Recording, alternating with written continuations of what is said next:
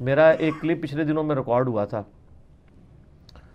فضائل اعمال کے والے سے ہی. میں نے بتایا نا کہ میں ایک دن ایک تبلیغی جماعت کی مسجد میں, تبلیغی جماعت کا سب سے بڑا سپورٹر سپیکرز میں سے اللہ کے فضل سے میں ہوں, باقی تو سب اس کو نگیٹ کرتے ہیں, کوئی اس طریقے سے آن کرنے کے لیے تیار نہیں. میں بڑی محبت کرتا ہوں تبلیغی جماعت سے, لیکن علمی اختلاف تو اپنی جگہ. تو وہ فضائل اعمال میں سے درس ہو رہا تھا مسجد کے اندر نا, زور کی نماز پڑھ کے فارغ ہوئے تو میرے ساتھ میرا بچہ تھا, 10 سال بمشکل اس کی عمر ہے, اور دوسرے کی تقریباً 8.5 سال. تو میں نے ان کو پابند کیا ہوا ہے کہ جب نماز زور ہو جائے تو تم بھی درس سن لیا کرو, تو وہ بھی درس میں بیٹھ گئے.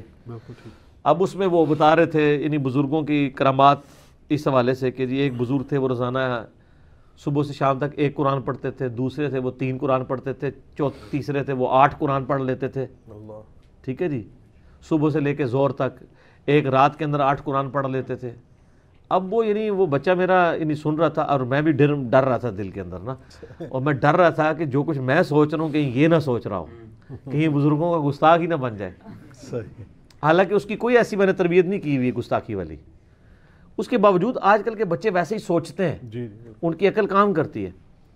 جب وہ پھر ساتھ نماز کی ترغیب انہوں نے دلائی, جب پڑھ کے فارغ ہوئے درس سن کے, اس کے بعد میں موٹر بائک پہ نکلا, بچوں کو پیچھے بٹھایا, میں نے کہا دیکھو یار کتنی اچھی باتیں انہوں نے آج کی ہیں نا, اور انہیں ہمیں نماز پڑھنی چاہیے اور اہتمام کرنا چاہیے قرآن شریف پڑھنے. کہتے بابا باقی باتیں تو ٹھیک تھیں, یہ ایک دن میں 8 دفعہ یا 3 دفعہ قرآن کیسے کو پڑھ سکتا ہے, پورا قرآن کیسے کو پڑھ سکتا ہے. تو میں نے کہا بیٹا یہ کہانی تھی, اس کو چھوڑ دیں, باقی چیزیں آپ نے, کیونکہ ہمارے بچوں کو پتہ ہے کہ قرآن پاک کوئی ایک صفحے کی کتاب نہیں ہے, کوئی 500-550 صفحوں کی ایک کتاب ہے. اس کو پڑھنے کے لیے ایک ٹائم ریکوائرڈ ہے. ابھی تو میں وہ انجینئرنگ کر ہی نہیں رہا ہوں کہ جامعہ ترمذی میں حدیث ہے, نبی علیہ السلام نے فرمایا جس نے 3 دن سے کم میں قرآن ختم کیا اس نے قرآن کا حق نہیں ادا کیا. اور یہ کن کو کہا جا رہا ہے؟ جو عربی جاننے والے تھے. اور جو ہم لوگ اجمی ہیں جن کو یعنی بڑی مشکل سے اس کا فارم بھی سمجھ آ رہا ہوتا ہے, ان کو تو کم از کم 30 دن تو لگانے چاہیے ایک دفعہ پڑھنے کے لیے.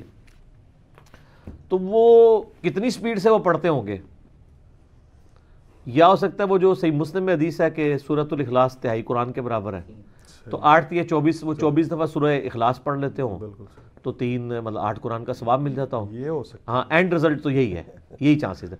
تو بزرگوں کے بارے میں چونکہ حسن ظن رکھنا چاہیے کہ انہوں نے جھوٹ نہیں بولا ہوگا یقیناً. اگر تو وہ بولا ہو تو جھوٹ ہے, تو ہم نے بزرگوں کو ان کی گستاخی بھی نہیں کرنی, ان کو جھوٹ سے بھی بچانا ہے. یقیناً 24 دفعہ انہوں نے سورہ الاخلاص پڑھی ہوگی.